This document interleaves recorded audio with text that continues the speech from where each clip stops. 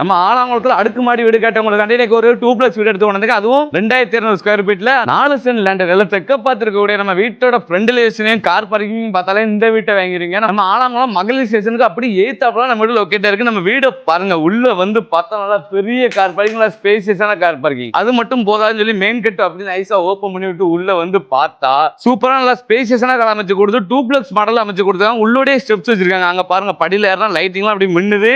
அப்படி லெஃப்ட் சைட்ல பார்த்தா வீட்டோட மாஸ்டர் பெட்ரூம், நல்லா ஸ்பேசியஸான பெட்ரூம். நம்ம வீட்டுல யூஸ் பண்ணிக்க கபோர்டெல்லாம் பாருங்க, கண்டபடி போடாம யூனிக்கான டிசைன்ல சூப்பராகவே போட்டு கொடுத்தாங்க. வீட்டோட பாத்ரூம்லாம் நல்லா ஸ்பேசியஸான பாத்ரூமாவே அமைச்சு கொடுத்துருக்காங்க.